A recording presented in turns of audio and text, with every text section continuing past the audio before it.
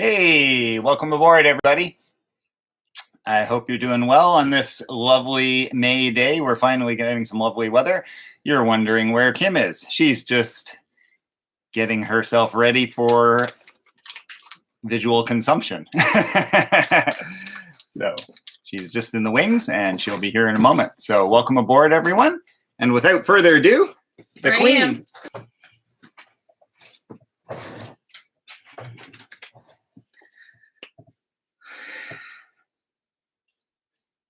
What's the date today? Is it the 22nd or the 23rd? Wow. Well, happy May 23rd.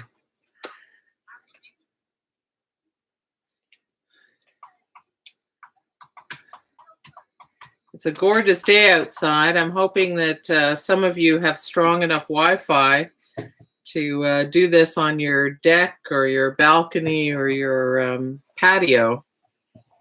I'm in my usual place because hauling all this stuff out onto our patio just isn't going to work. I'm all set up from yesterday's class, so we'll move this out of the way. You have a view. I do have a lovely view of our backyard.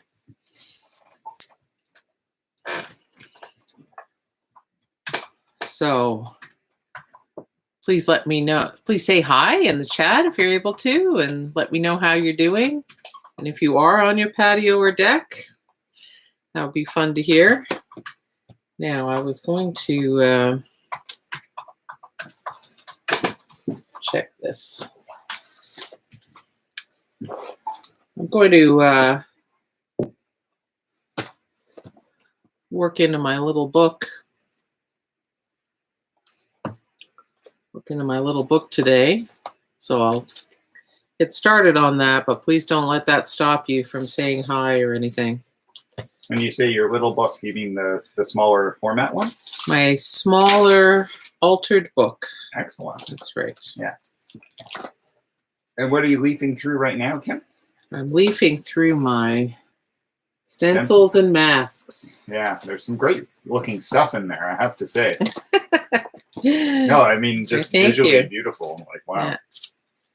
So, yeah, I've collected some prints in here, which anyone who's taken my Jelly Jam courses, either of them, or I guess there have been 3 all up, but yeah, I've got some samples, but mostly what I have are my own custom cut stencils and masks, and if it's in a binder, I'm able to find it, and it gives things a home, which in my extremely crowded and fortunately abundant world of art supplies, that's a miracle when I can find things and have a place to put them. So I'm going to look through here for some circles. Bless you. There we are.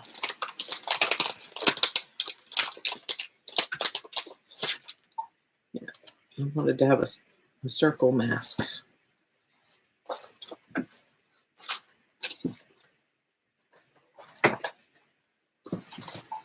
There.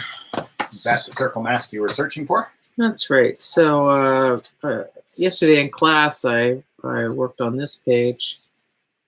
Hi, Stella. Nice to see you here. How are you doing? I hope things are good in Los Angeles. Hi, Anne. Oh, fantastic. Mono jelly printing. Yeah, perfect. So I'm going to, I need to push this back so that people can see what I'm doing a little bit and see me. There, that's better. So I just want to hold this in place, so I'm just going to use some tape. I might even do a jelly print into this book today. I have an idea, the germ of an idea. I say I have ideas. Often it's just a germ of an idea. Once in a while, it's like a full-on orchestration that I have as an idea, but in this case, it's the germ. So we'll see what happens.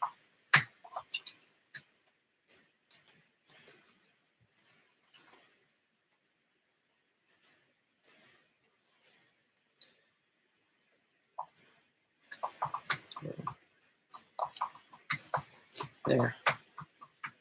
That should help it stay in place.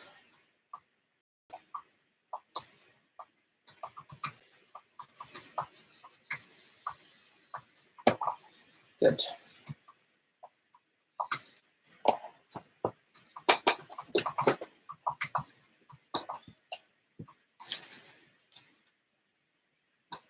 There we go.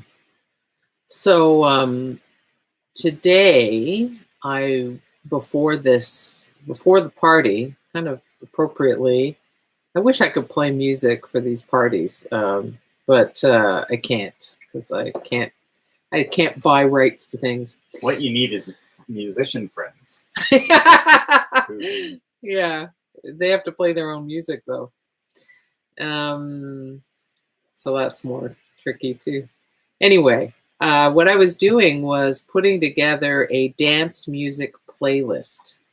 Simone Sicard has joined us. Oh, hi, Simone. Well, you're just the girl I need. I'm sure others here will be good for this too, and I'm really hoping.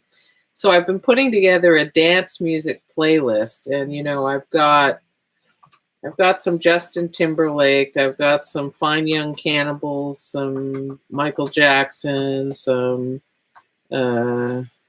oh man, I've got MC Hammer. Geez, who else? Oh, yeah, I've got a bunch of stuff. Oh, Bee Gees, B-52s. Yeah, quite a variety. But I'd love to know if you want to recommend to me any favorite dance tunes of yours. Pat, you know, it could be that you haven't danced to them in years, and that's fine. But you know, if it's something that makes you want to dance, that's what I want to know about.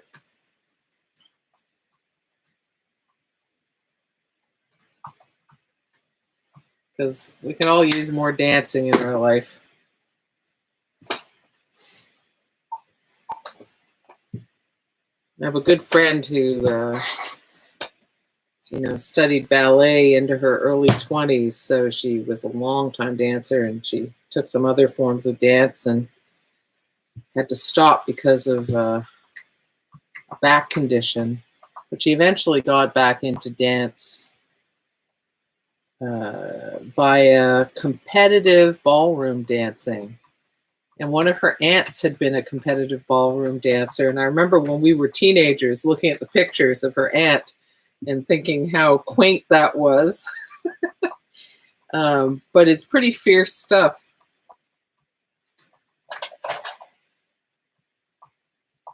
Anyway, now she's been sidelined by her hips. So, and COVID has delayed her surgery to get her hips fixed. So I'm hoping that she's one of the people who can get that surgery looked after soon.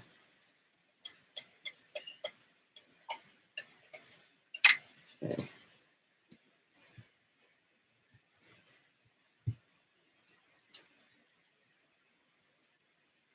I asked Simone how she was doing. She says she's all right.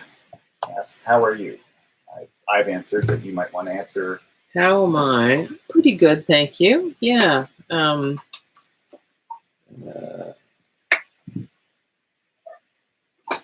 Been dealing with the loss of a friend, as you know, Patricia. So, so that has definitely changed things.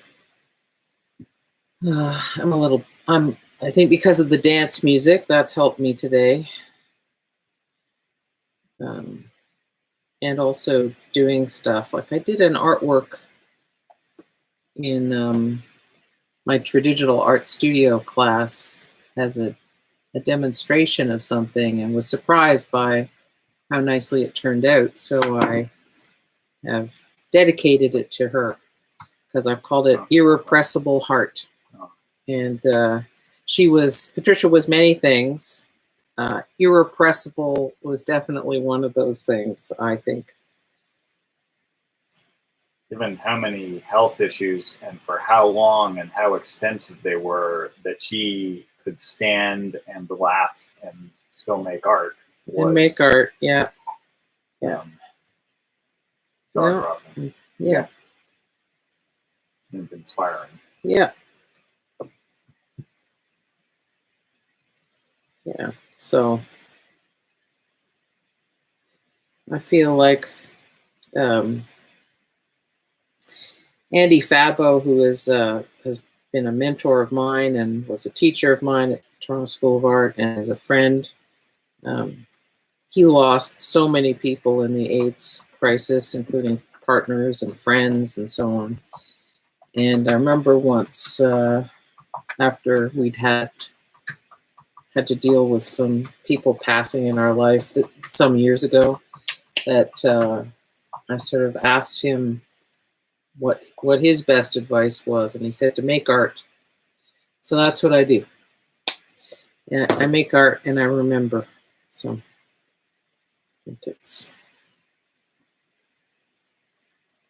Simone says, those are all things that keep us moving. I replied, yes, art is a good thing, as are good friends. And Yeah, exactly. Yeah, so I just thought, what the hell? What are you up to on this spread? And I did that page, and I thought, well, I'd like to bring that over to this facing page. Mm-hmm. You know, there's no grand plan, but it's just a bit of an idea I had. I was, you know, sometimes why I do something is because I'm curious to see what would happen if ... And I guess that's what's going on in this case. So and it's, you know, just moving paint around, getting paint onto a surface, playing with it is such a pleasurable act for me that it's a good thing to do. So now I'm going to peel back my mask. There.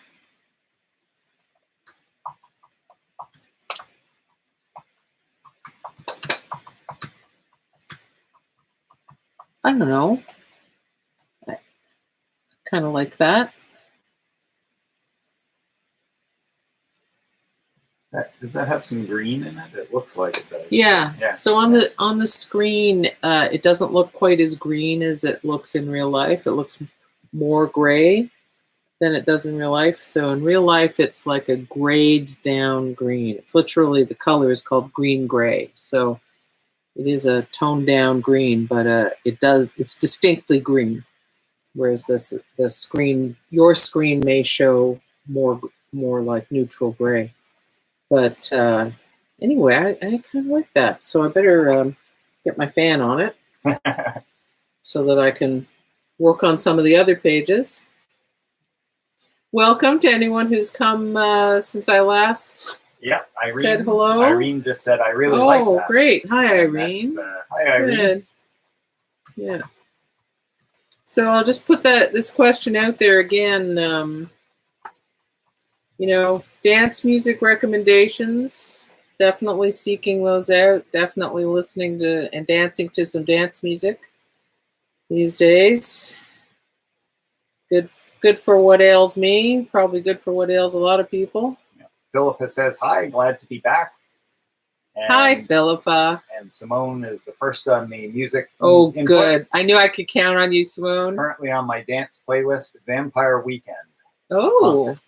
Oh, I will check that out. Thank you.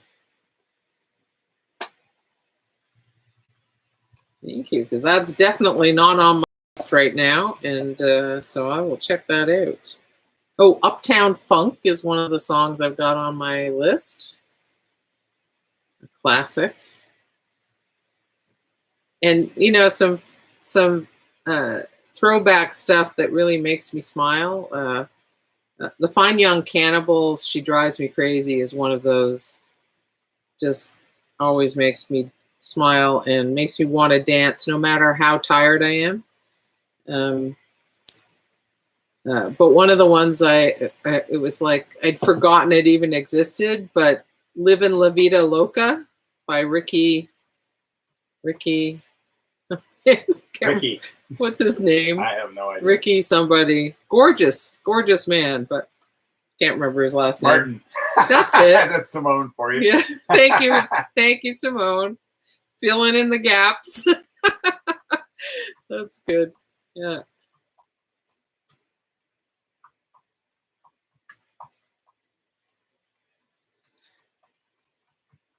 Yeah, and I want to put some old classic stuff on there too, like I Love Rock and Roll and Dancing in the Streets and, you know.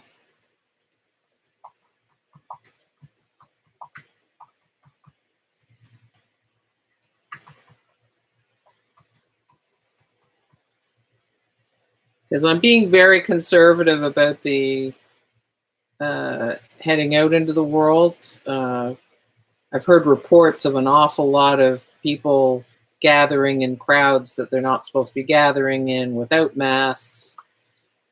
And whether it's in stores or in their backyards. And I'm a little bit more at risk than the average healthy person. And so I just can't. So I prefer to let loose in via dance music.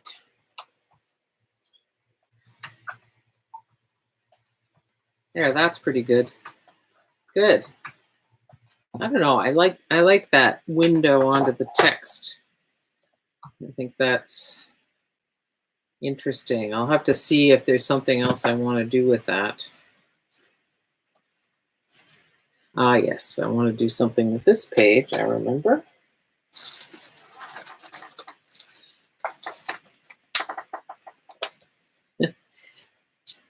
So Simone, did you bring your triangles to work on, or one of your less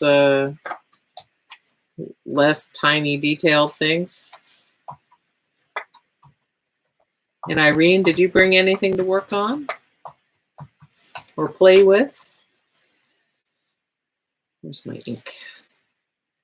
So I had a slightly too wet section of this page yesterday when I closed it.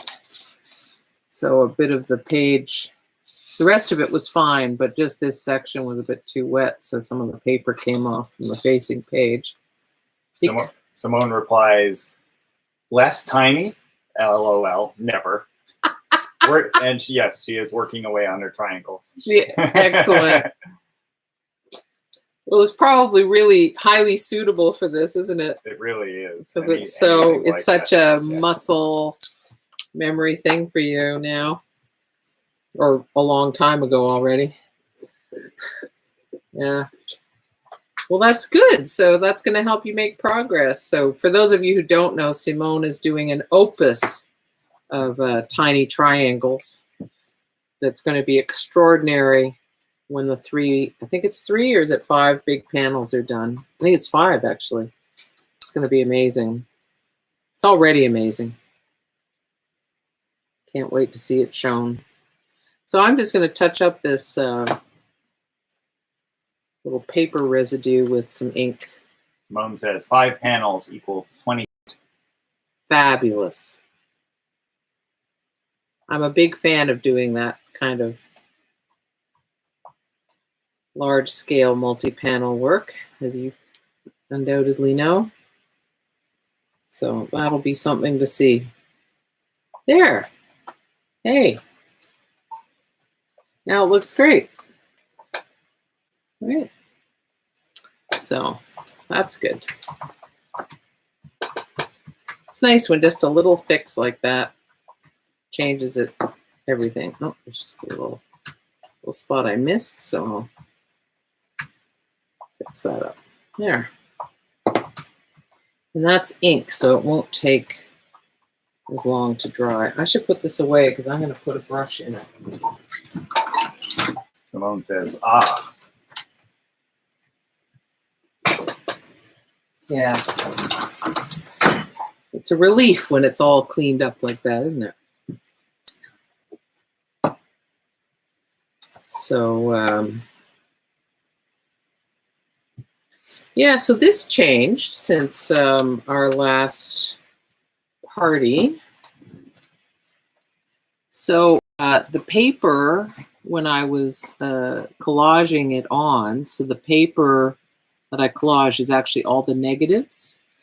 And the red, it was a page from this book covered entirely in red. So I was going to have just the paper collaged onto the red, but as I brushed it on to collage it, I got a bit of red residue on my brush, so it turned the paper a tint of red, and it ended up with not nearly enough contrast. So I went into it with gesso and boosted the contrast.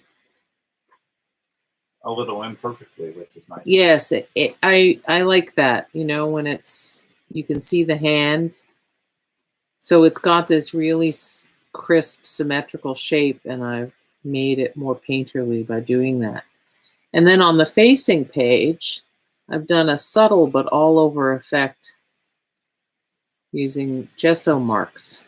And I'll go closer so you can see the marks. And I'm really liking how that looks. I like the way it breaks up the text. So you still see it, but now it's interrupted, and it activates the surface. And so it's this subtle thing going on opposite this really strong thing. So yeah, I'm quite pleased with that. Oh, I think this has also changed. So one thing that happened was... yeah, it's glued down. That's it changed that way. That's right. It's now really properly glued down. So most of the acrylic medium, because I used pure India ink quite heavily on the page here to make the ground, and India ink has shellac as the binder, and that's a varnish. And so a varnish is quite hard, and it resisted the acrylic medium. So it seemed like it was glued on, and then as it dried, most of it lifted or became very easy to lift. A little bit of it stayed stuck. So I ended up using glue stick to get it down, and that worked. So Mod Podge might have worked too, because there's something different in the formulation of Mod Podge, but I don't know. And of course I could have tried other glues. And then I think I hadn't done this, which is water-soluble graphite. It's a nice contrast to the crisper. Yeah, exactly. So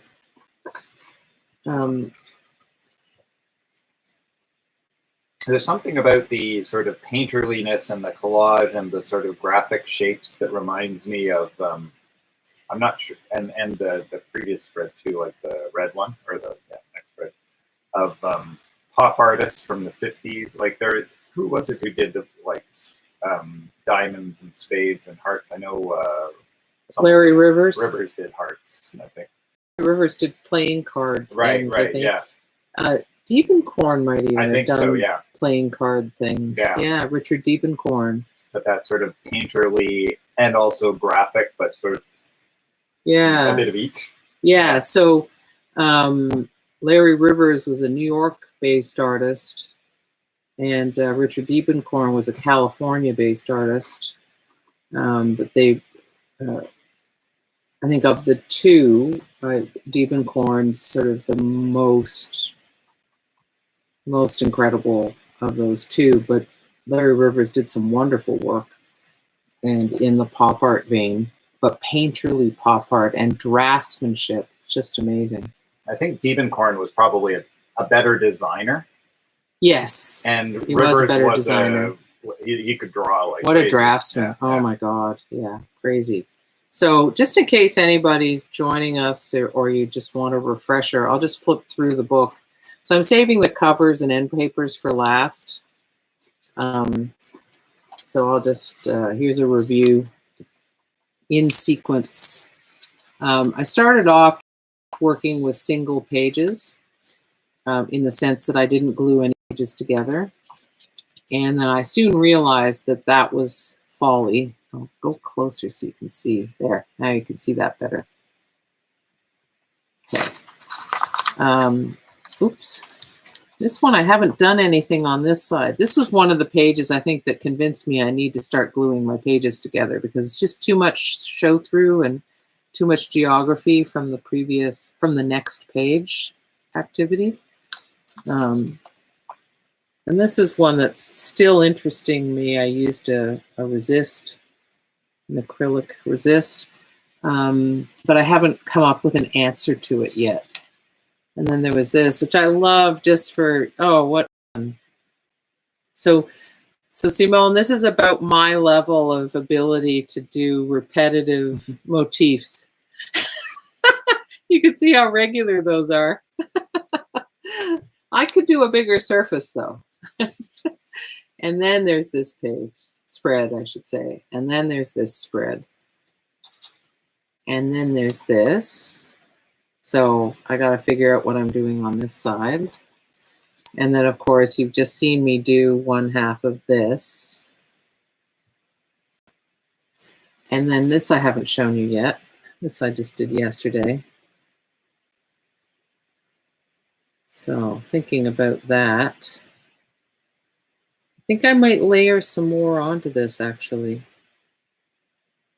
I want to bring some buff white into that. So yeah, I think that's something I'll do now.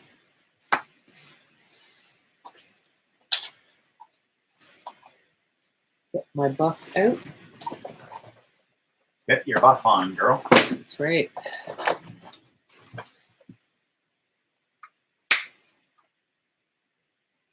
So is anybody gardening these days? I mean, I think I'm setting a record for recent years in this house for the last 10 years, probably. I think I've been out there weeding twice now. Twice more than a usual year.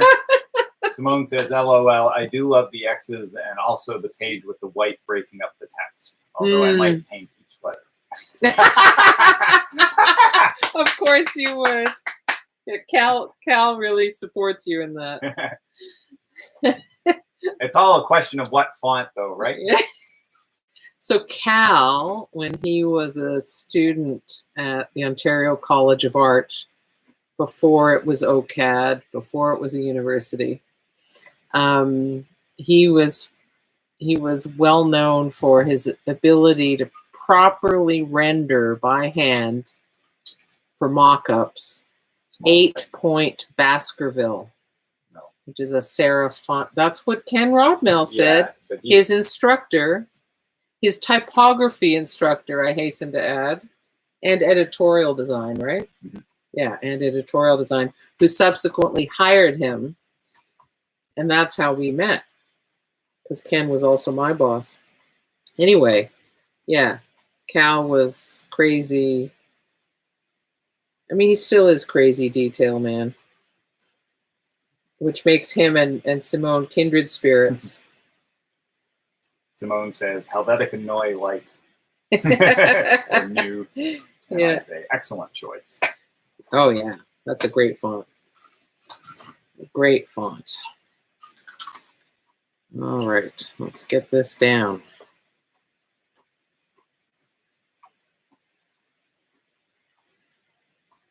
Yes. That is making Mama happy.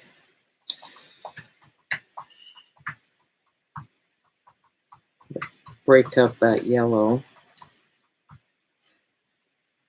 Yeah, this is going to be good.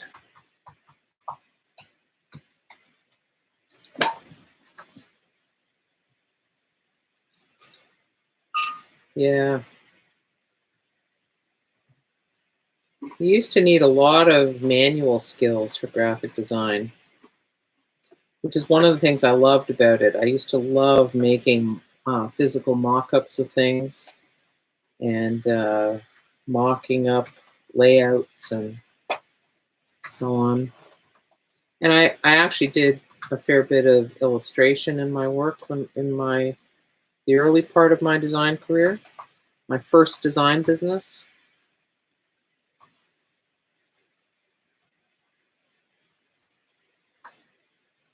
So when you say mocking up, what was that? Making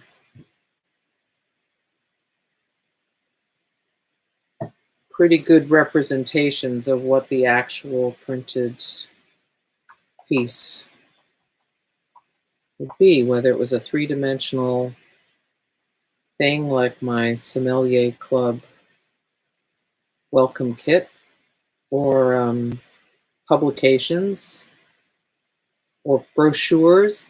I did a lot of brochures. I used to love, I guess it comes from my love of origami, but I used to love coming up with interesting ways to fold a letter size or legal size sheet of paper, or if I was lucky, an 11 by 17 sheet of paper, to make an interesting brochure.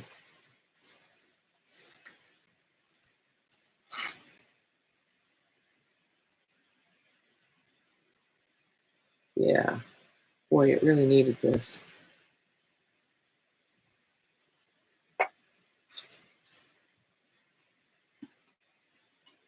And then I think I'm going to mix up some cyan. Maybe a cyan glaze. This corner always gets the blobby paint. I don't know, it's like a gift I've got. I guess it's sticking up a bit. No, it's just I'm always pressing it there with the most paint on it. Pressing it too hard and loading it with too much paint at the same time.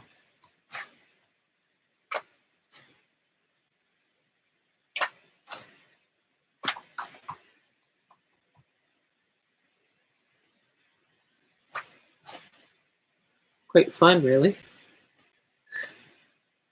Yeah. All right, put the fan on that. And see if it needs a bit more.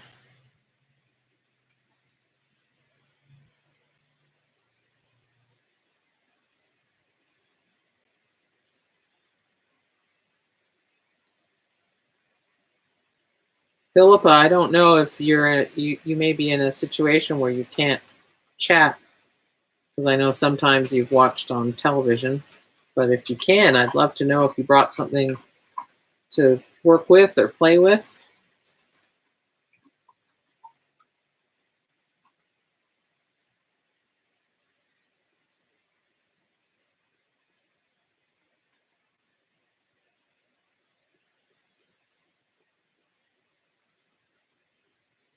I think May is one of the best months. First of all, I love this weather. It's not, sometimes we've had August weather in May, and I'm not keen on that. I really love the way it is right now.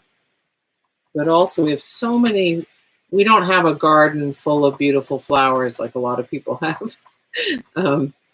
But what we do have is really, really peaking right now. We have this shrub that we call our ugly shrub because except for mere days every year, it is an ugly shrub. There's just nothing to recommend. The leaves aren't beautiful. The form isn't beautiful.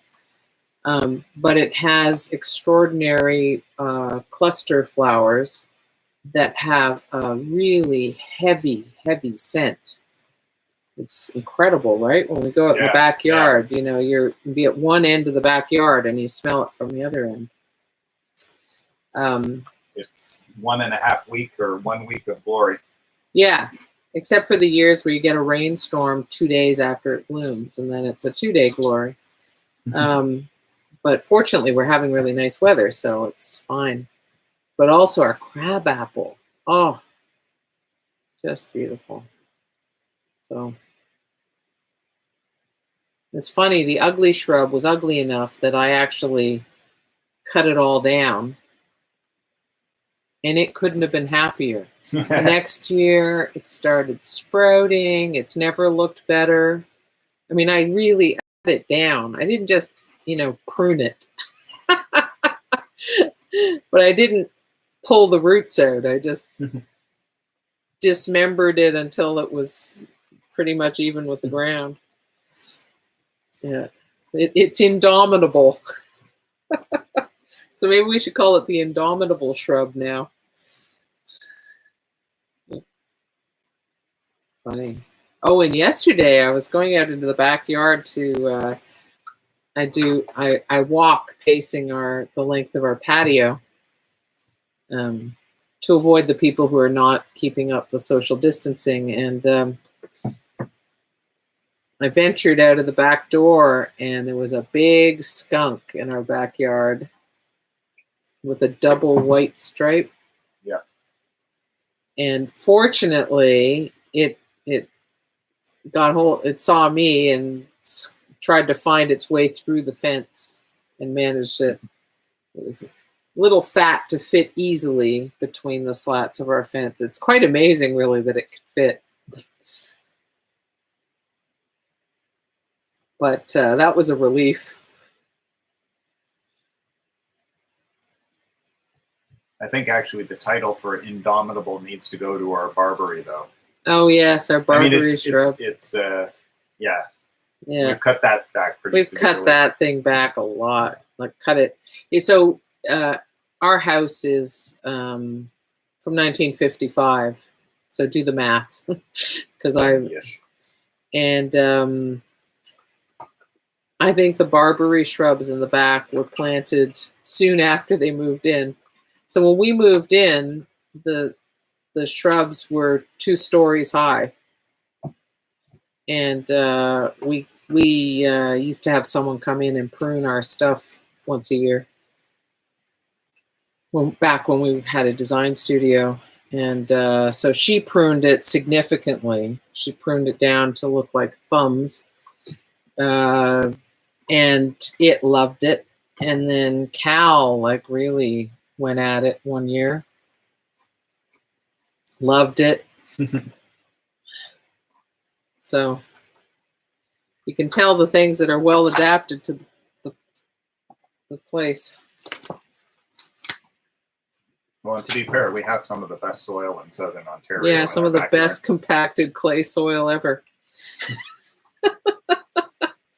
Okay, so that's dry. So that's what it looks like now.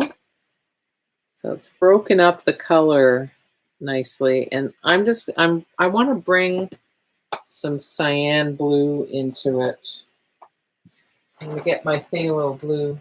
It looks like you have cyan, but you want some more. I want it to be that was the base color more, right. And now I want it to bring it back to more of that, right?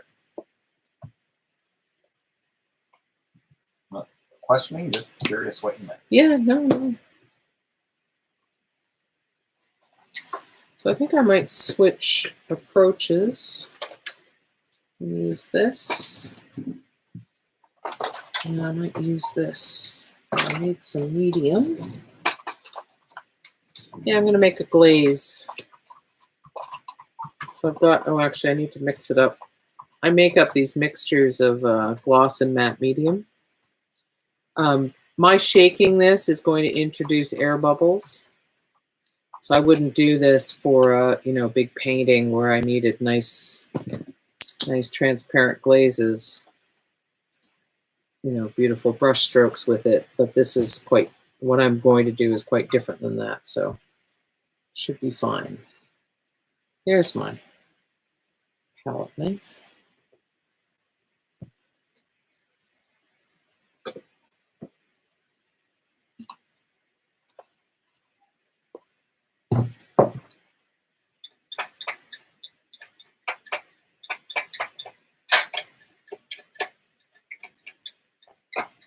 Phthalo?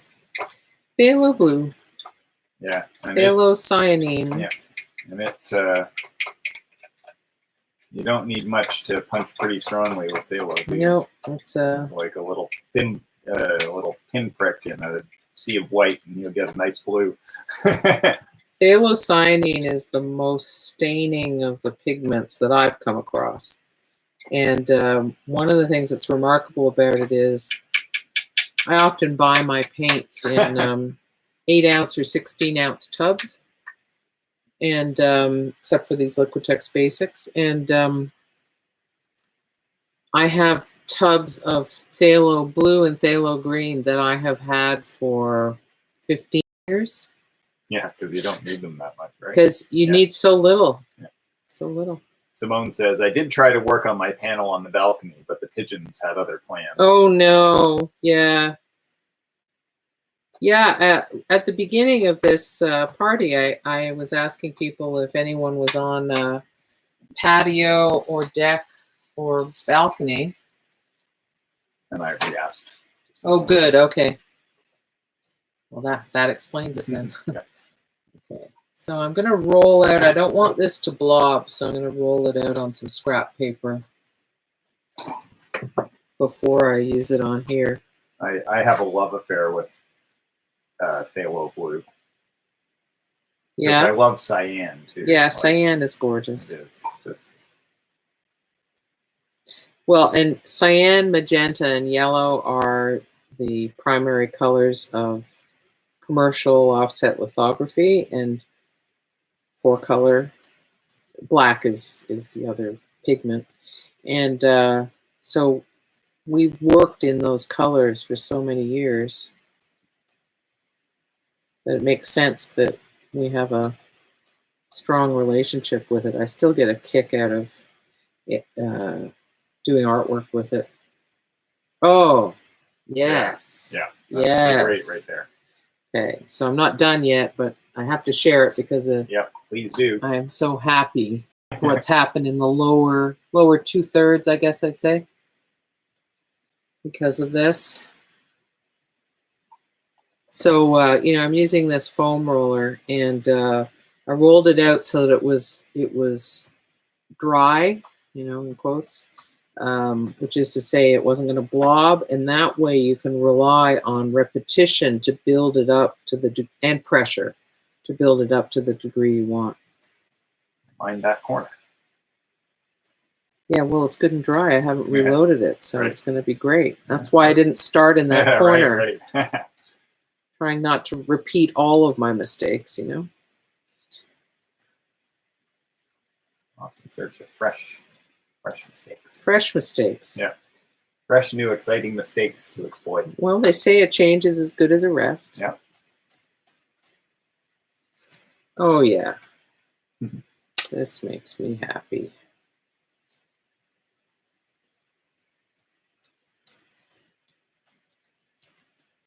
What do you think of, on this page, having a single, maybe not even a color, like a black pattern using the same thing so that one's all the layered color and one is graphic? It's a nice idea. Just throw it out there as a possibility in the book. Oh, I'm just drinking it in. It's nice when the magic works. Yes, I'll drink to that. Thank you, dear.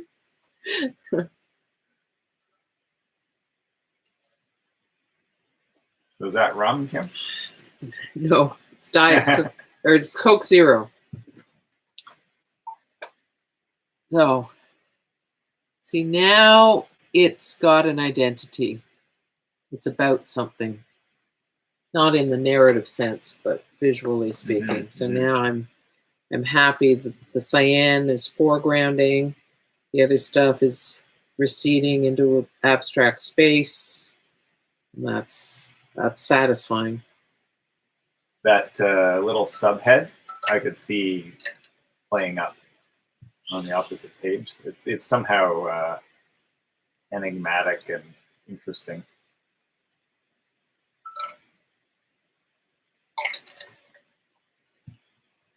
True enough.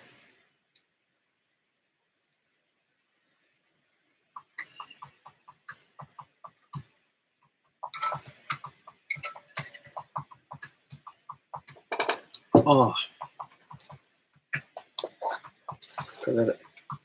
This won't be very wet at all, but I'll just give it a little bit of a fan.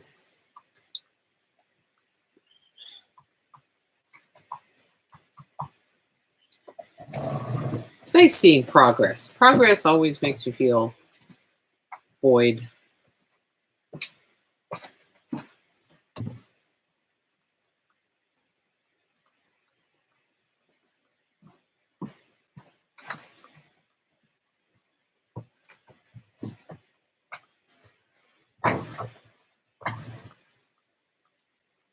I've got a lady marmalade in my head.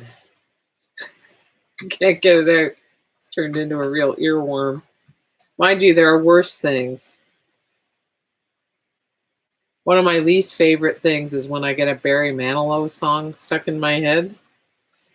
I perished the thought. Yeah. You know, with respect to anybody who loves Barry Manilow, but for me, it doesn't work. Yeah, it makes me unhappy when I get one of those stuck in my head. So,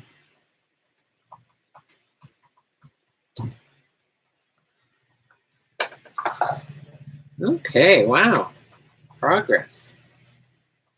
Now, I did have an idea. What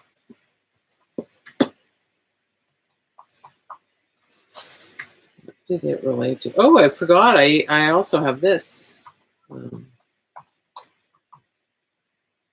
Forgot entirely that I had that. Well, that's interesting.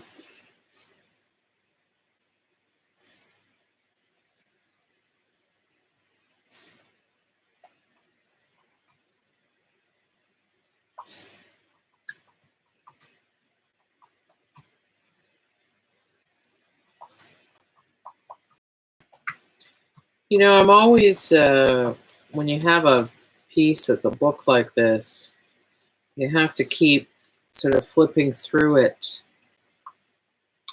to put in your working memory the big picture of how the whole looks, what the ideas are as a whole, and you might be able to pick up threads from what's going on or an interesting sequence, make you think about a certain set of contrasts or connection.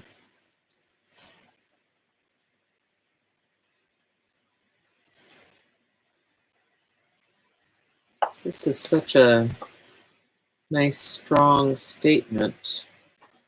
I feel like what I put on here needs to have some strength to it as well.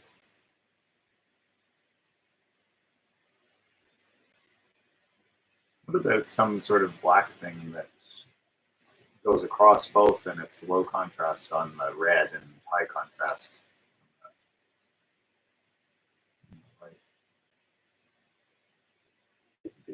Mostly on the right, but then have like something sticking into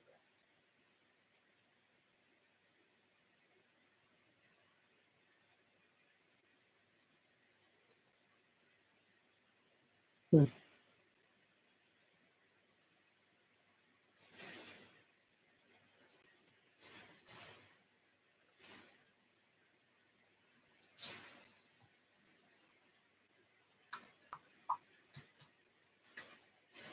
I'll mull it over.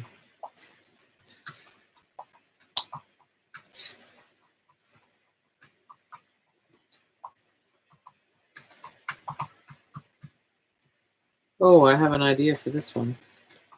At least the start of an idea. That's how ideas start. I'm a specialist in the starts of ideas, germs of ideas. Okay, I need my hole punch. Could you bring me the big hole punch, dear? I can. Thank you. 3-incher.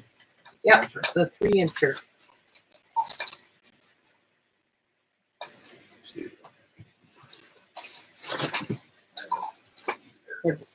Side of the box. Oh, right. I brought you one both in case. The 2 inches dull. Remember? Oh, right. That's the. Yeah, that's the one I was using for that project. I did a multiples project for. It was both for the Redhead Gallery and for a larger art project called the Magic Gumball Machine of Fate, and I used my 2-inch version of this punch. So this is the 3-inch. Over and over and over again on glued together heavy paper, so it was too heavy, and I fried it. And I wish I could sharpen the edges, but nothing I've tried works because it won't go to the crucial part. It just won't take. So Usually with your projects, there's never a dull moment, but with that one, there definitely were some dull moments. Oh, and Cal, bless him, was doing the hard work of punching the last 20 or whatever, or 40. Destroying as much paper as I was actually managing to punch. He was brutal. Okay, so I need a piece of paper. Oh, I should use where's my mixed media paper? I'm sorry, can you get my mixed media paper? Yeah, foil bound. Okay. On the table there. Should be a pretty thick pad. Yeah, I want to make it out of some decently heavy paper so that. Thank you, dear. This is one of my favorite, very affordable mixed media papers, so it can take some wet media, some dry media. It's acid free and all that. How many pounds is it? It's 98 pounds, and you get 70 sheets.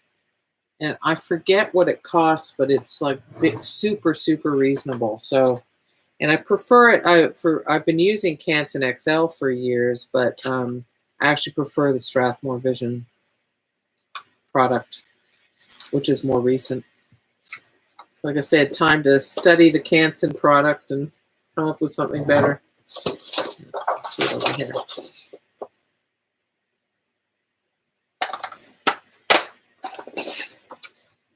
Isn't that a beautiful thing? Nice, clean, crisp cut. Oh, yeah. There's nothing like it.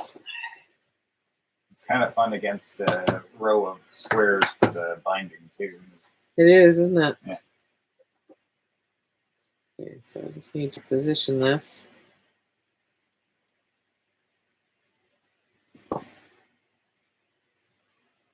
Now, if I were Cal, I'm sure that I would very carefully make sure that this circle position was matched up to the other circle position on the spread I started with. I'm not sure that I would anymore. No? No. Are you so loosey-goosey now? I am so... Wow. What's become of you? I'm becoming an artist, and my design cred is disappearing. Is it? Yeah. Oh, well.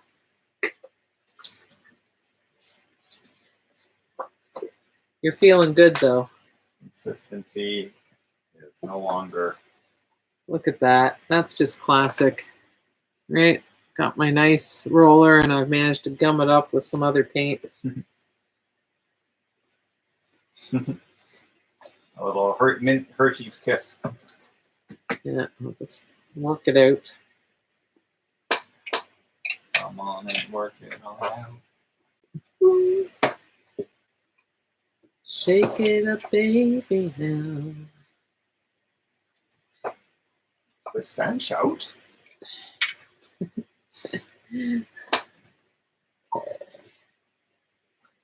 So one thing you could do, Kim, is sing. Could I? Maybe not. The comments are lighting up with the thought of you singing. No, sure. Yeah, no, I don't want people to avoid this place. I'd like people to come and hang out. Okay. So I'm just going to patiently build this up by repeatedly rolling over it.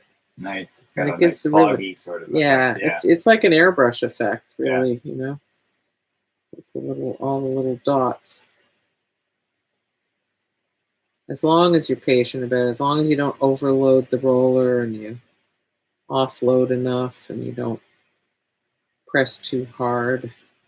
You know, that's another aspect of that's very akin to airbrushing, because it's so easy to overdo it. Right. Because you think, oh, okay, that's just a little bit of a breath. Oh, I can still see way through it completely. Yeah. And so I got to go heavier. And then you realize, and then you go way too heavy. Especially when there's a mask, because you're not seeing the contrast. Yeah. And it's tricky. It is. You got to check. Like, I bet you if you check now, you'll see that the edge is quite strong. No, maybe you need more, but it's good to double check every once in a while. It is.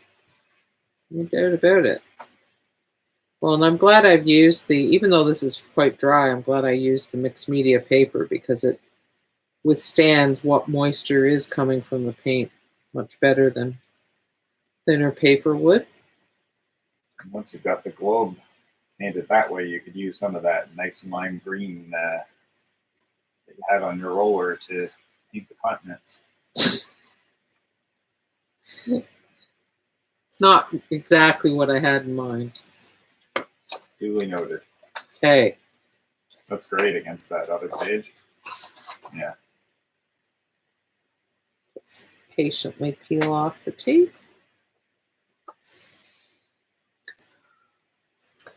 Mm-hmm. Go closer. I like the breathiness that from painting with a foam roller. Yeah. I've done a lot of painting with foam roller, like, you know, big portraits with nothing but a foam roller, and figure paintings with foam roller, and all kinds of stuff. Because I just love bigger ones than this. I just love that breathiness that you get with it, and how you can layer it up to get, or do very few layers to get just a little mist of something. Yeah, I think it's a beautiful language. So yeah, so that's kind of neat, right? Because it's on this is the previous spread. And then we go, if I can flip this page, and then we go to that. So I'm quite liking that. Simone says she has to go. Aww. Sad face. Have a lovely weekend. Bye, Simone. Have a great weekend. Thanks so much for coming.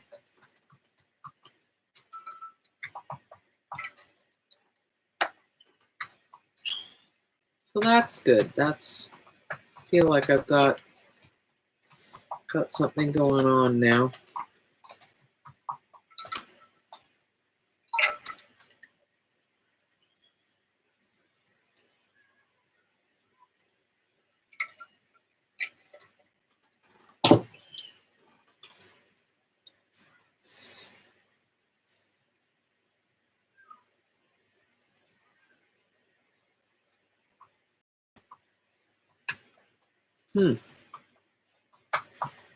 Still thinking about this red spread. How's everybody else doing? Please feel free to share in the chat. I'd love to hear what you're trying, what you're liking, what you're...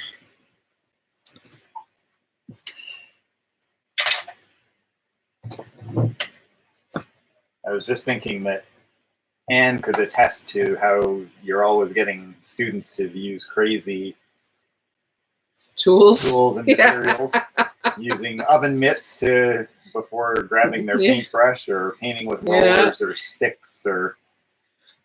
Yeah, what was that thing? Oh, I remember, Helen's not here, but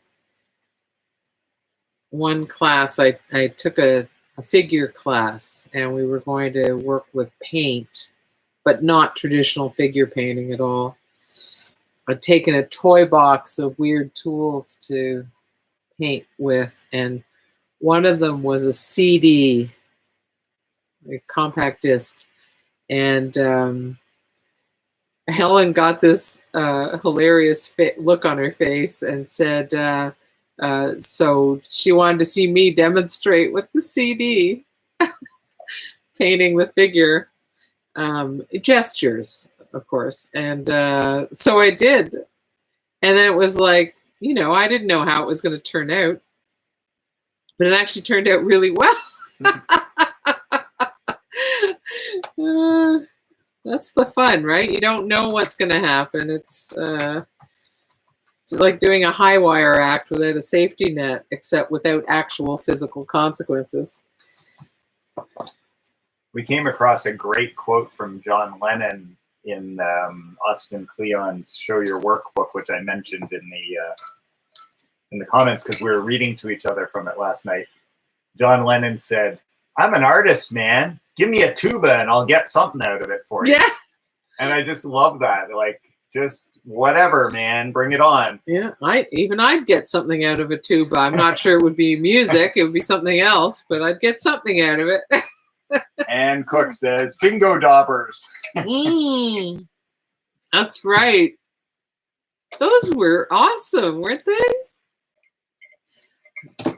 I was so thrilled with how that turned out. So I went out and bought a whole whack of bingo daubers, and they only came in 3 or 4 colors. Don't they understand their artistic potential? Yeah, I mean, seriously, they just don't get it. So you know, I think they had blue and red, magenta, yellow. Really, yellow? I think they had yellow. That's funny because you don't see it very well. No, but hey, I think they had yellow. I could be wrong. Maybe it was green. And I only had enough for everybody to have, each student to have 2, but they could swap with each other, of course. And honestly, like, it looked so cool. Because, of course, it's like giant pointillism, and the colors are transparent. So when you layer magenta over blue, you get a beautiful violet. You layer blue over green, you get a beautiful blue-green. It's a bit like working with process. It is very like working with old commercial lithography from our design days. But it's all, every dot is applied by hand, and each dot's like this big. But yeah, that was great. I wish I'd taken some photographs of those. I'm too in the moment, and I forget to take photos, and I regret it later.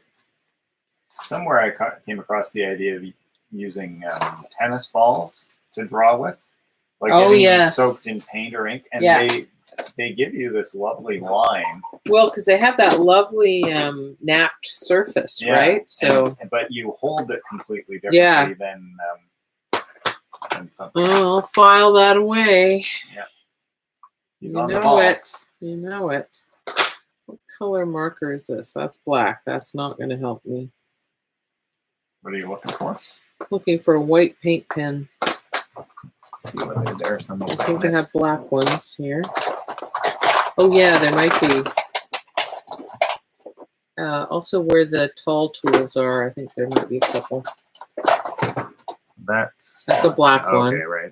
It's the cap color. You see where the tall tools are? I think there might be a couple stashed in there. It's blue. All right, I'll go find you one. Oh, your paint. Oh, there they are. Markers. Yeah, don't need to go anywhere. That's good.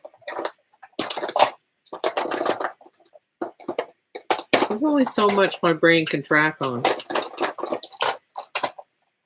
I just have to decide what size I want. See how well this is working.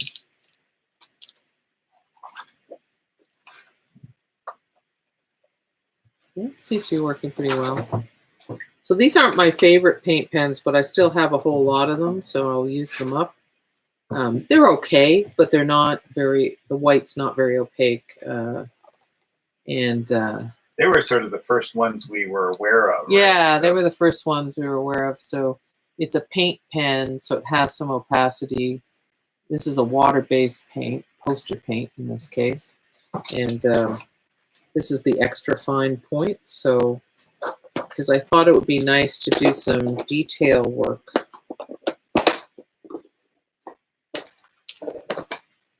On this black ground. Here, I'll try and move things so that you can see. There we go. When it's closer to me, you can see it better. There. All right. Eventually, I'll get it in place. It's fun thinking of those bingo daubers. Done some crazy things.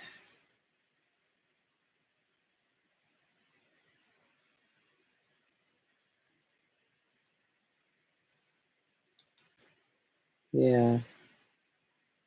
This is not going to work. Okay, I have another pen idea. Does anyone else here love pens? Pens, I know, are very much a thing among young women who are into bullet journals or hand lettering, all that kind of stuff. This is my pen toy box here. Oops.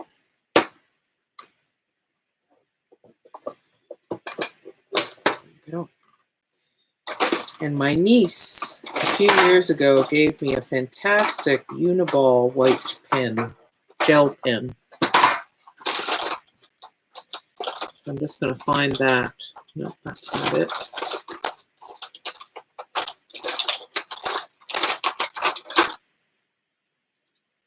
Okay. I have other gel pens in here.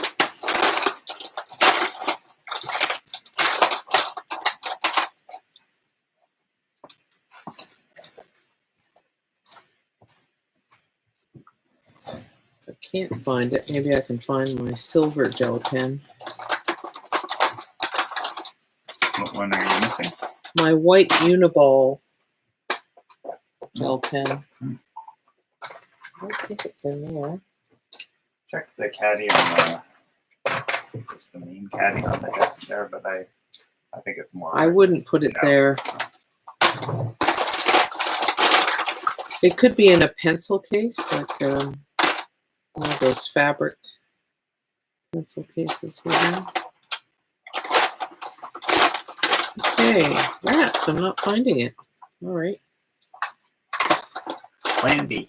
Plan B.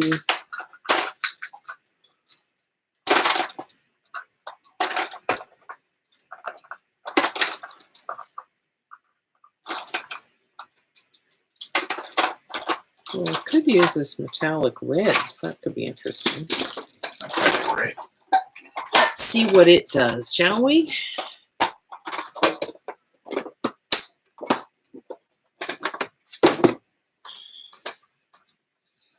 Okay.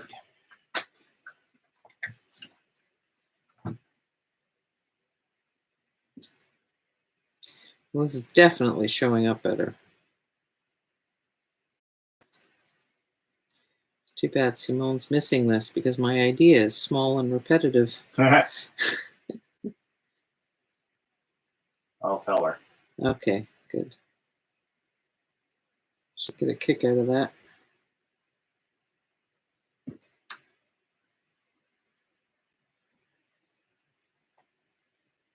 Sometimes it's nice doing something very repetitive, sort of meditative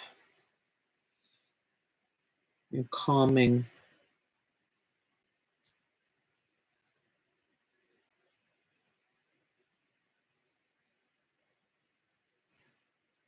And really any excuse to draw.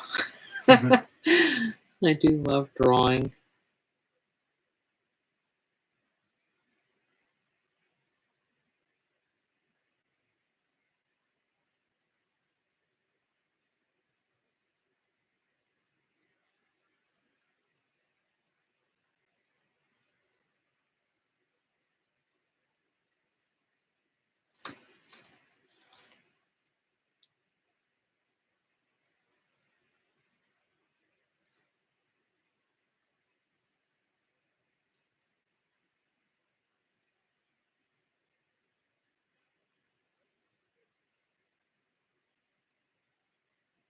I might drive myself crazy doing this, but it might be worth it. That is the the equation one always has to sort of figure out the sweet spot, right? It's one you're more familiar with than I am. I always start off something with like, okay, this is going to take a while, but it's going to be and then a quarter of the way in, I'm like, what was I thinking? This is ridiculous. I know that's something Simone goes through regularly on her project. Yeah, I think you need breaks from it. You do. And you need fortitude and grit. Yeah. Right? Yeah. And some kind of overriding desire to see the project through. Yeah. Because if you don't have that, and you've lost the thread, you've lost the vision, then you probably just need to stop or find some new source of energy for it. I do miss having a long-term project that I knew the plan for, that meant I could go to it and without even thinking about it. Yeah, you just exactly. knew that it's just like something you can show up for and Yeah. and work away on and still listen to something, and like it's not so conceptual that you have to like concentrate. All the time. Like Yeah. there's a kind of concentration that is required, but it's not all doesn't require your whole brain. Exactly. Yeah. No, that's nice. My general classification, the one of the Tour de France with the 100 whatever 180, 190. 180, I think it was. Yeah. Yeah. There was a plan. Each one was a known thing. There was a bit of variety, which was good too, but it had a standardization as well. Yeah. So I should look for another one like that. You should. To do in between other things. Yeah, exactly. Right? Exactly. Yeah. You don't sort of, that doesn't appeal to you in the same way, does it, Kim? Well, you know, this book is, my books are sort of serving like that, not the same, but it's like a place I can just go to. Right. You know? So there is some, I mean, it's a format. Yeah. Now I can do anything I want within these pages. You know, I could even cut out big holes. I could make sculptural things. I'm not at this point, but you know, anything's possible. Yeah, you better preface that with the word yet. Yeah, yet. Right? Because well, and it might be another book. You know, this is a relatively small book, which was intentional. This might be the book for that. But right. It's a book for me to work out some other things. You know, I really love creating grounds, surfaces, working with shape and pattern and texture. And so that seems to be what's happening in this book. And that's great because it's a nice place for me to play. What are you exploring in your altered books course, Kim? Like, what are you talking about at that? In that? Well, and I'm using this book extensively in that and demonstrating in it. So what did we do? We talked about the book as an object in the first class and looked at examples and talked about preparing the book to work in a variety of ways structurally. And then yesterday was the second class. Mm-hmm. And we're doing grounds. Right? We're doing grounds, you know, different kinds of grounds. Talking about color and value and ways of making visual texture and layering color. Yeah, because grounds are a great way to prepare things, a great preliminary for preliminary action. And you know, how many grounds to prepare, how to decide. And also thinking about what kind of book are you making? What's your book about? And getting people to, some people have obviously put some thought into it already.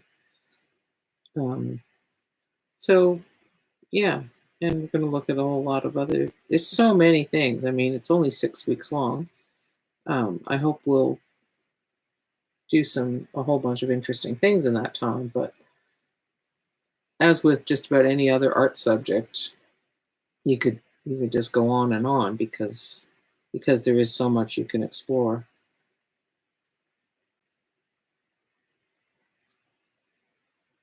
I sort of Not everybody is good at keeping a sketchbook.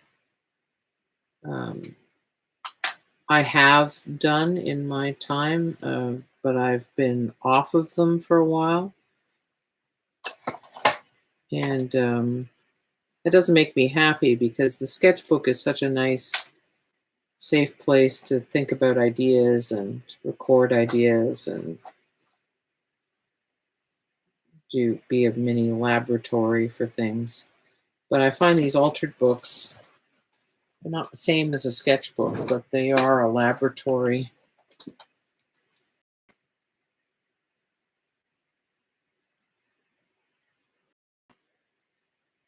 And I like responding to them, responding to the existing material in them in some way, or interfering with it, or whatever.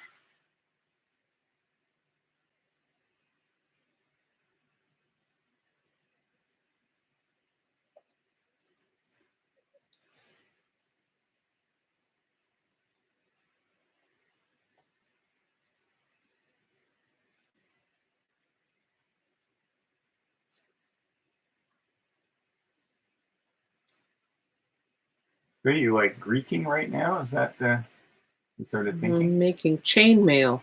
All right. Sort of.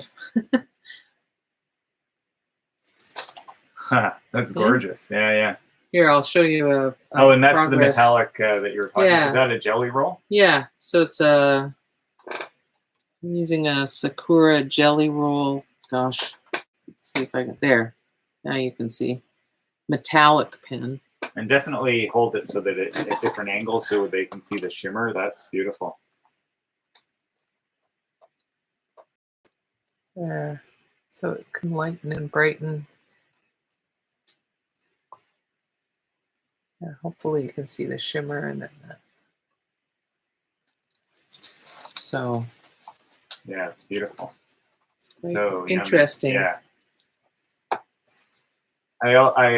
I used to in a body of work earlier use pencil on black acrylic paint. Yeah. And so some angles it's almost not invisible, and some angles it looks like very light. Yeah, almost white because it's catching so much light. Yeah. And it's such a fun play, especially if you walk by it.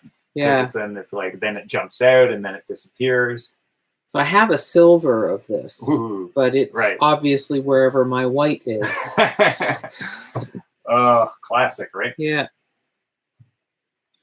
It is. Story of my life.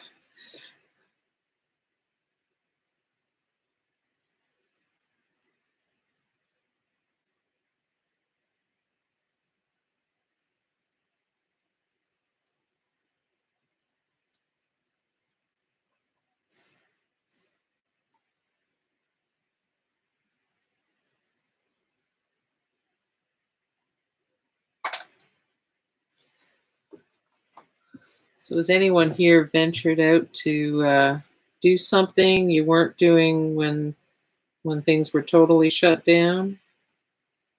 I know last week Marcia came on and she'd gone golfing for the first time since the lockdown happened. And I noticed that I got an email from Above Ground saying that they are now, their store is open, but they're only letting 5 people in at a time. Yeah. And I think Dessert and Curry's are doing the same. Yeah. Their versions of it, but gloves and masks and sanitizer are supplied. Oh, great. I think in some cases supplied. That's great. Well, that way they make sure people have them. And if you don't have or wear a mask, they don't let you in. Yeah. But you can do a curbside pickup if you wanted to. Yeah, so that's an option. Yeah. Hey, Pam, how are you? Pam's here? Yay! Oh, hey, Pam. Hey, Pam. Good to see ya. Even though I can't see you. Which means I don't get to take in what stylish outfit you have on today. Pam is such a style maven. Yes, she definitely is. Amazing. I bet you she's got some great sunglasses and a hat. Oh, sunglasses. Yeah. Pam always has great glasses. She says LOL. Yeah. So I'm working on my altered book, my smaller of the two altered books, Pam, which I've been making lots of progress in because I'm using it to demo for my altered books course, and I just really enjoy working in it. There's something about the size and the simplicity of the content because it's just a textbook. At most it has, you know, chapter headings and subheadings and some printer ornaments. Anyway, the simplicity plus the compact size I find very inviting. It's not as much of a challenge. Although I will be getting back to that encyclopedia without question, because Oh yeah, I that's need what they to. all say. Well, I need to.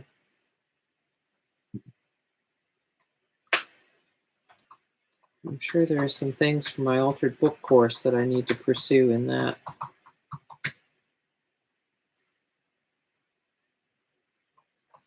Boy, this pen's getting a workout. So I'll just show you how it is now. Getting some coverage here. So this is the metallic jelly roll. And I just had some India ink unevenly over the page. And I got it into my head. I was going to do it with white pen, but my white paint pen wasn't opaque enough and I couldn't find my nice white gel pen. So I decided I'd use the red metallic. Just to get you up to date, Pam. And at the end, I'll show you a flip. She says another library book. Well, the libraries aren't open, I figure. You know, what the hell. She took it out as a novel or a reference book and returned it as a work of art. A value-added return. Yeah, value added. That's right. I'm sure they'll look at it that way. Yeah, that's funny. Actually, that sounds like a really great guerrilla art project. Mischievous art project. Well, you know, not a library book itself, but to make a book like this and to return it as if, put it in the slot, you know? Yeah, that's great. And you could put like a fake library thing in the back, borrowing card in it and all that. That would be hilarious. Pam says perfect. Yeah. It would be a variant on the sketchbook project at the Brooklyn Art Library. Those of you who, some of you may not be familiar with that. So it's at the Brooklyn Art Library, but there's a name for the organization that I think it is Brooklyn Art Library. So the Brooklyn Art Library in Brooklyn, and they have a permanent collection of sketchbooks from all over the world, and everybody from pro artists to amateurs to non-artists will send away for a standardized sketchbook. They're slim, they're a standard size, makes it easy for them to store them and catalog them and so on. And it's usually an annual project, and they have other projects too, but the sketchbook project's the most famous one. They offer up a variety of interesting themes that are, you know, suggestive, evocative, not just straightforward. Plus, you can also choose an open theme, so the theme of your choice. So they have a digital library at the Brooklyn Art Library that contains 25,019 complete scanned sketchbooks. Isn't that and amazing? Counting. So Kal and I each have 2, right? I have 2. Do you have 2? Yeah. Yeah. I don't think I quite finished either of them. I definitely finished mine. Yeah, I did one based on our travels in our van. And Pam says, I'm in with you and Cal. Loved it. Yeah, wasn't that great?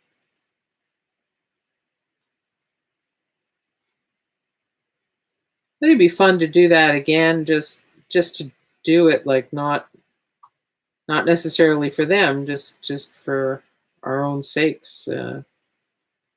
There's something about that. Again, it's a book, right?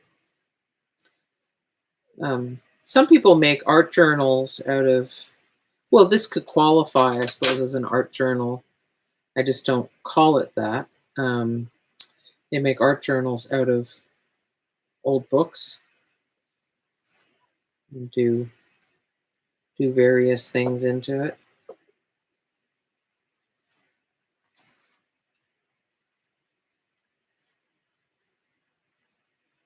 So a lot of it seems to me, about working in an altered book is responding in some way to what's already there. But this one's a bit different because it's a text book, right? So there isn't much in the way of variation. So talk about that a little bit, the difference between that and maybe your more visual Well, then book. it's just like an activated blank book. Yeah. Because I'm not responding to the content. Yeah, I was going to ask, do you have any thoughts along responding to what's there, or other than the fact it's a texture? It's not a book that interests me in terms of its content, Right. but right. I like its size. Right. And it has classic book typography that I like. Decent margins and so Yeah, on. yeah. So I respect that about it. And so, you don't have to do something responsive. You can just layer something that's entirely you onto whatever's there. Generally, the more pronounced the visual content of the book, the more it demands some kind of response from you. Mm-hmm.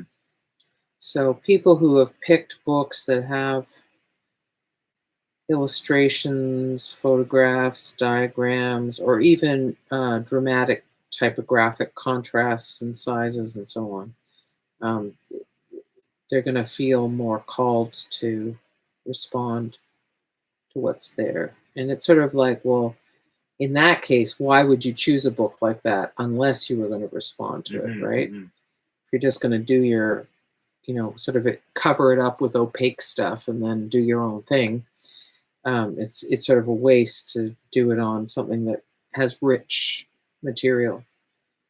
Whereas this, I really like the way the text shows through, and some of the collaging I did, I flipped the collaged book page upside down, and so people won't realize that right away. They have to. It'll be a sign that they've paid attention when they see that or notice it. Hey, look at this! I'm really coming along here.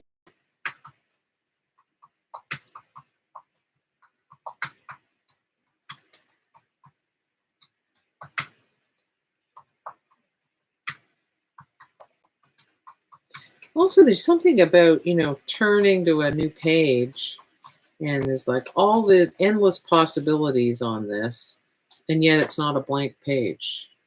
It's got stuff there already. So it's as though the first marks have been put down already.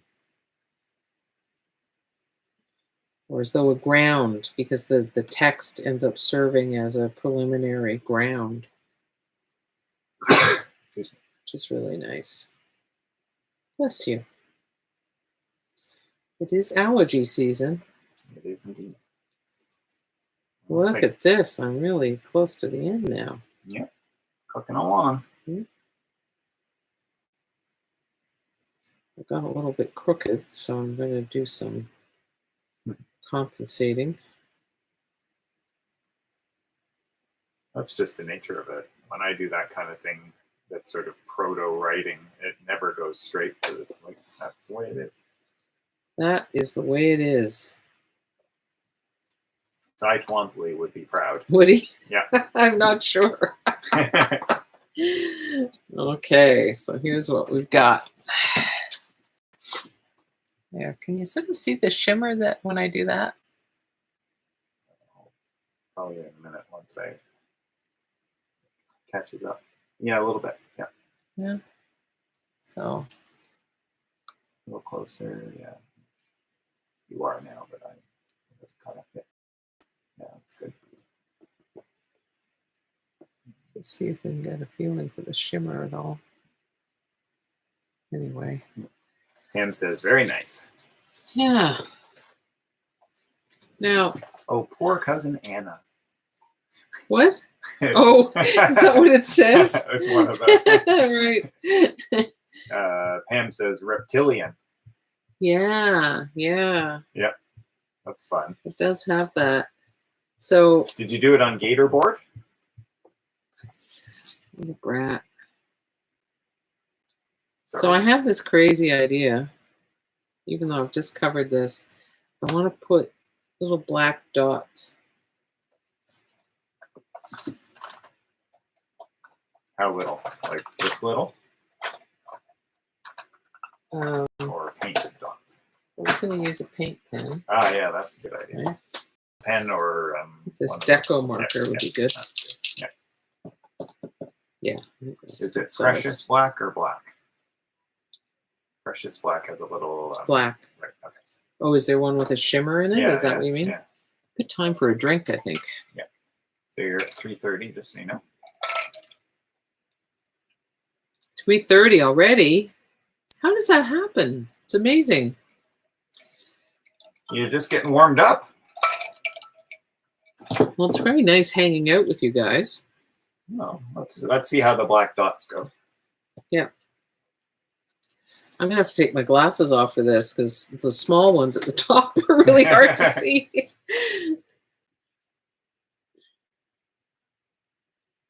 And, you know, it may be a crazy idea, but I think it's worth trying. Absolutely.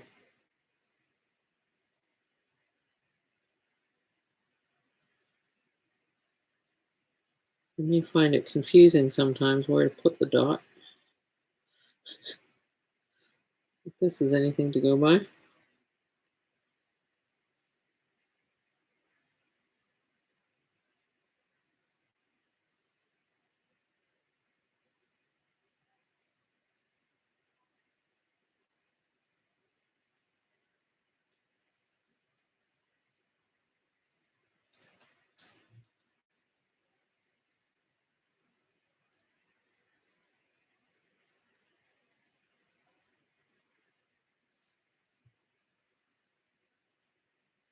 Get 3 rows in and then I'll show what it looks like. 3 rows. That's not even an appetizer. I know.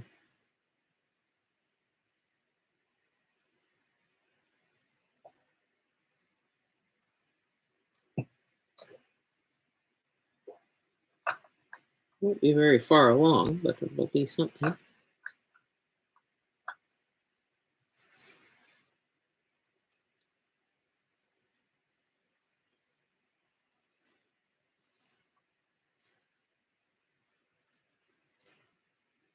Yeah, you see, for some, you know, whatever reason, if I weren't working in this book, this idea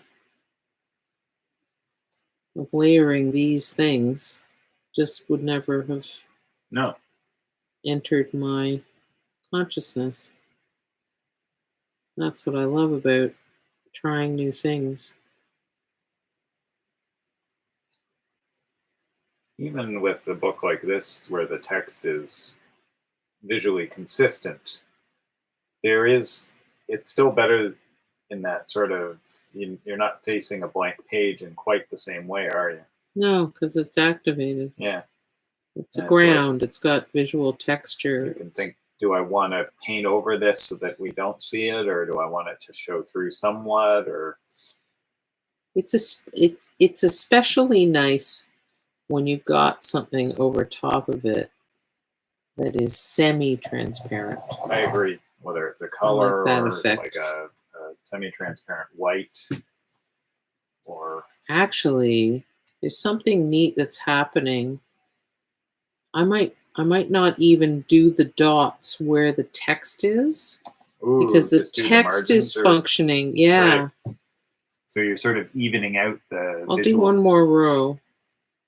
And then I'll show that, because you could just do the margins on either side. Exactly. Yeah, that'd be very cool. So in fact, this relates to something that as designers we used to do back when we were way younger. When I had lovely smooth skin and big eyes and a jawline. Yeah. There used to be several different ways in which a designer could draw fake text to make it look like, okay, this is where the text is going to go. And it was called Greeking, as in it's all Greek to me. I can't understand this, but I can see that it says something. And so there were sort of loopy ways and sort of scrawly ways. And as long as you did it in a reasonably straight line and parallel lines, it could look like. And it was really a visual texture. Yeah, exactly. That had a certain range of variety and a certain consistency all at once. And that's how it conveyed the fact that it was text, because that's what text is like. Okay, so let's see if the camera can capture this. Pretty minute. Mm-hmm. So I've got 5 rows of dots here. But can you see the text through the... Yeah, not very well. No, I can see it a little bit further down. I think the reflective metallic ink is interfering with... Overpowering it. Yeah. But in real life, I can see the text through it. You know, it depends on the angle that the light is hitting it. So it's going to be one of those subtle things that will be worth it, I think. Yeah. So let's maybe get another row or 2 done, and then I'll do a final flip through so that Pam and anyone who joined us later can see how the book as a whole looks. Actually got quite a bit done today, which is nice. Again, that's one of the advantages of the manageable size of this book, is that it's not too hard to get. Pam says, thanks. I think meaning for the close-up. Yeah, yeah. Oh, good. Okay. Or for the session, I'm not sure. Or I was thinking that I'm going to do a flip through right. so that she can see. Yeah, so that's it for that margin. So there's the text ending there. Okay.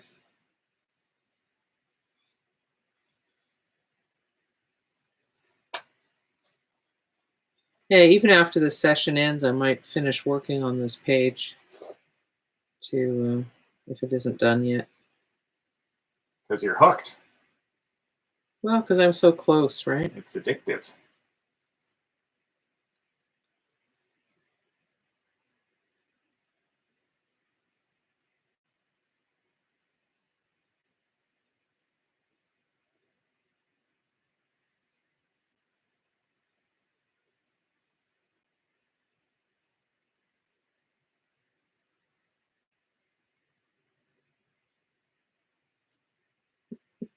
It's funny how inconsistent I can be. It's actually what gives it.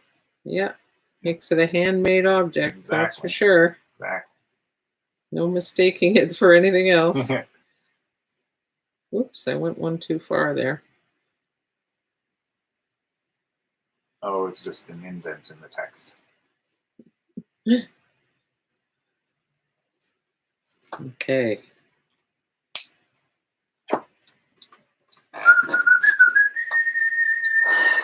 So I'll just show you that I started to go. I don't know if you can even see that. Let me get closer. So you can see the 5 rows here, but I've also done some rows just in the margin. It's not going over here. Yeah. Okay. So I've come down to here, I think. Yeah. So, all right, let's do a flip through. As I mentioned, I'm saving the covers and the very first pages for last. There's spread number 1. Yep. Sort of Japanese Eastern. The little vessel, yeah.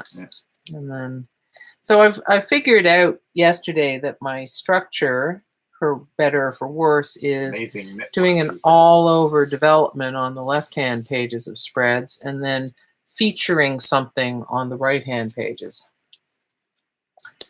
So this one has the all-over, but I haven't figured out what's going to be opposite it yet. So that's still to come.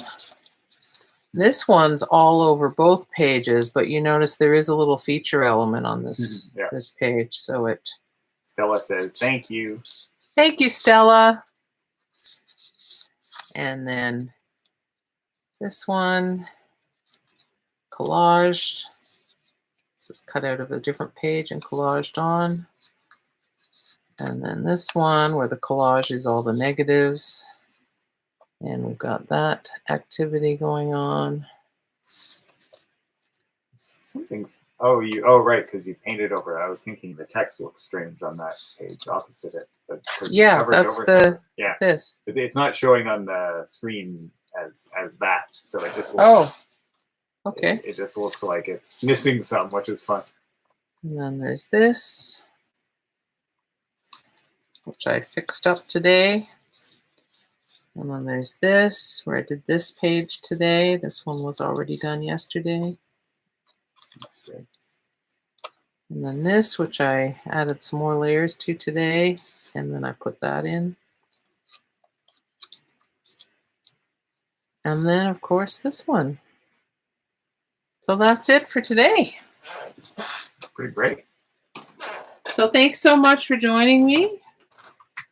Good to see you. Anne and Pam and Philippa and Irene and Stella, who's probably gone by now, and Simone, who had to leave earlier. And I know there are others who are being quiet but are there. So thank you, too, for coming. Pam says thank you. And I'll be back here same time next Saturday, starting at 2 p.m. Eastern Daylight Time. And I hope you can join me then, too. And if your Wi-Fi is strong enough, feel free to join me from your patio or porch or balcony, if that's an option. I know you need to have decent internet feed to do live streams.